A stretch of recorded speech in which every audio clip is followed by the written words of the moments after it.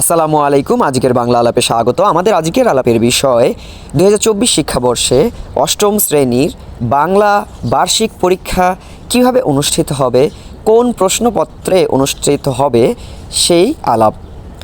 আমরা ইতিমধ্যে নবম শ্রেণীর বাংলা বার্ষিক পরীক্ষার প্রশ্ন কেমন হবে তা সম্পর্কে আলাপ করেছি। এর এই ধারাবাহিকতায় এখন আমরা অষ্টম শ্রেণীর বাংলা প্রশ্নপত্র সম্পর্কে আলাপ করছি। আমরা জানি যে আমাদের অষ্টম শ্রেণীর বাংলা বইয়ে 6টি অধ্যায় রয়েছে, 6টি অভিজ্ঞতা বা অধ্যায় রয়েছে। এই বইটির উপরেই আমাদের পরীক্ষা অনুষ্ঠিত হবে। আমাদের মূল্যায়ন কাঠামো হচ্ছে 30% শিক্ষণকালীন মূল্যায়ন এবং 70% লিখিত বা সামষ্টিক মূল্যায়ন। শিক্ষণকালীন মূল্যায়নের মধ্যে থাকবে অ্যাসাইনমেন্ট, দলীয় কাজ, একক কাজ, ছক কাজ, এই রকম কাজগুলো। আর সামষ্টিক মূল্যায়নে থাকবে লিখিত পরীক্ষা। সামষ্টিক মূল্যায়নটি হবে 100 নম্বরের।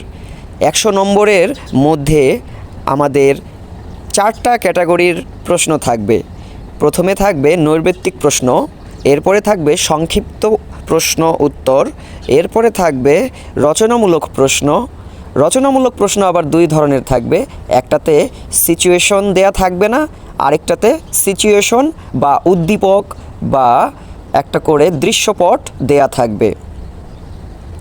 প্রথমে আমরা নৈর্ব্যক্তিক প্রশ্নের আলাপ করি। নৈর্ব্যক্তিক প্রশ্নের মধ্যে থাকবে আমাদের মোট 25 নম্বর। এই 25 নম্বরের মধ্যে 15 নম্বর থাকবে 15টি MCQ এর মধ্যে, এবং বাকি 10টি থাকবে এক কথায় উত্তর। 2 নম্বরে থাকবে সংক্ষিপ্ত প্রশ্ন। সংক্ষিপ্ত প্রশ্ন থাকবে 10টি, 10টিরই উত্তর দিতে হবে এবং প্রতিটি সঠিক উত্তরের জন্য শিক্ষার্থীরা 2 নম্বর করে পাবে, অর্থাৎ 10 দুগুণে 20 নম্বর।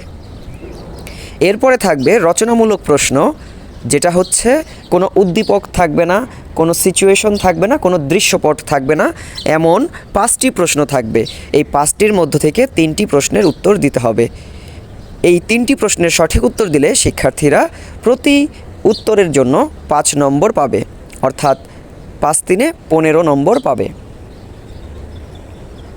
এরপরে থাকছে রচনামূলক প্রশ্ন দৃশ্যপট নির্ভর, অর্থাৎ এখানে উদ্দীপক থাকবে অথবা সিচুয়েশন থাকবে, একটা ঘটনা থাকবে, সেটার আলোকে আমাদের উত্তর করতে হবে। এরকম প্রশ্ন থাকবে 7টির মধ্য থেকে 5টির উত্তর দিতে হবে। প্রতিটি উত্তরের জন্য আমরা 8 নম্বর পেয়ে যাচ্ছি। তাহলে আমরা এই 5টি উত্তর করলে 5 8 40 নম্বর পেয়ে যাব।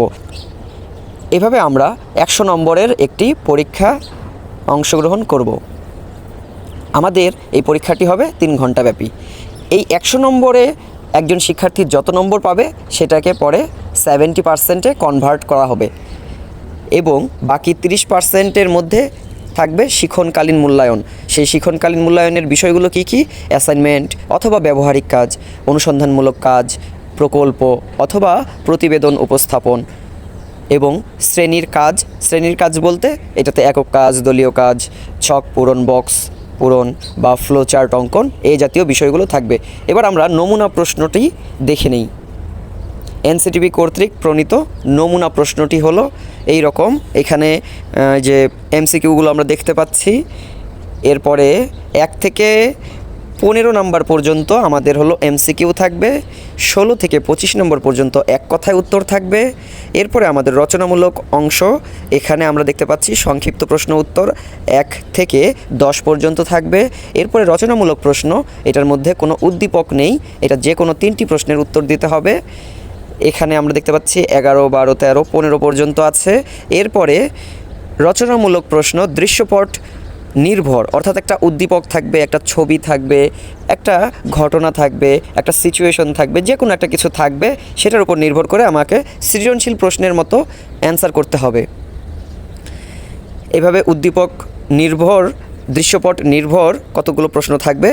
এরপরে আমরা দেখতে পাচ্ছি বর্তমান নির্দেশিকায় মূল্যায়ন পরীক্ষার নমুনা প্রশ্নের সাথে নমুনা উত্তরও দেয়া হয়েছে, যাতে শিক্ষকেরা মূল্যায়ন যথাযথভাবে করতে পারে। তার পরিপূর্ণ নির্দেশনা রয়েছে এই নির্দেশনাটিতে। আশা করছি ভিডিওটি শিক্ষার্থীদের উপকারে আসবে। তোমরা তোমাদের বন্ধুদের মাঝে ভিডিওটি শেয়ার করতে ভুলো না। ধন্যবাদ সকলকে। আসসালামু আলাইকুম।